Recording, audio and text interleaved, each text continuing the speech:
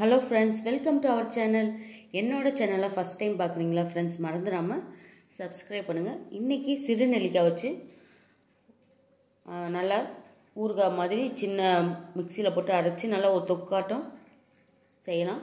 எப்படி செய்யலாம் பார்த்தா, அந்த நெல்லிக்காவை நாலாக கட் பண்ணிவிட்டு உள்ளே அதில் இருக்க விதையை மட்டும் எடுத்துட்டு இது போல் 1 கிலோ அளவுக்கு நெல்லிக்காய் இருக்கிறதுனால பாதி பாதியாக அரைச்சி எடுத்துக்கிறேன்.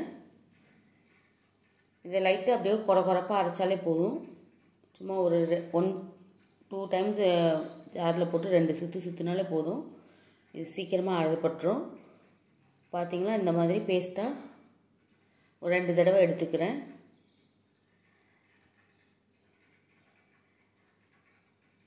நெல்லிக்காய் சீசன் கிடைக்கும்போது இது போல் செஞ்சு பாருங்கள். நல்லா டேஸ்ட்டாக இருந்தது. ரொம்ப ஈஸியான, இந்த விதை எடுக்க தான் கொஞ்சம் கஷ்டமாக இருந்தது. மற்றபடி ஒரு 2 நிமிஷத்தில் செஞ்சக்கூடிய தொக்கு தான்.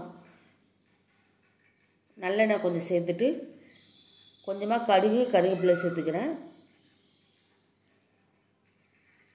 இந்த இதை பார்த்திங்கன்னா நம்ம சாதத்தோட பெசரியும் சாப்பிட்டுக்கலாம், தயிர் சாதத்துக்கு தொட்டுக்கலாம், இல்லை வெறும் ஒயிட் ரைஸில் கூட கிளறி சாப்பிட்டாலும் நல்லா தான் இருந்தது. சூப்பராக இருக்கும். புளிப்பு அந்த இதுக்கு ஏற்ற மாதிரி கொஞ்சமாக உப்பு சேர்த்துக்கிறேன். தேவையான அளவு காரம், மிளகாத்தூள் சேர்த்துக்கலாம்.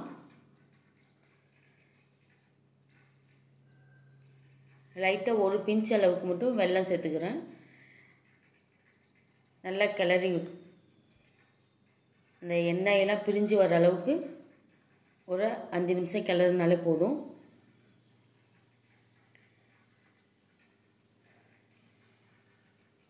பார்த்திங்கன்னா கொஞ்சம் கொஞ்சமாக பிரிஞ்சு வருது. இந்த ஸ்டேஜில் இன்னும் கொஞ்சம் பிரிஞ்சு வந்ததும் ஆஃப் பண்ணி எடுத்துக்கலாம். நல்லா ஸ்டோர் பண்ணி நம்ம வச்சுக்கலாம், ஒன்றுமே பண்ணாது. இதை நம்ம ஒரு ஸ்பூன் போட்டு சாதத்தோடு கிளறி சாப்பிட்டாலும் நல்லாயிருக்கும். அதே போல் நெல்லிக்காய் ஜூஸுமே அதுவுமே ஈஸியாக, ஒரு சிலர் நெல்லிக்காய் சாப்பிட புளிப்பாக இருக்குன்னு சொல்லிட்டு குழந்தைங்களுக்கெலாம் இந்த மாதிரி செஞ்சு கொடுத்தாலும் நெல்லிக்காயோட கொஞ்சமாக சர்க்கரை மட்டும் சேர்த்துக்கலாம்.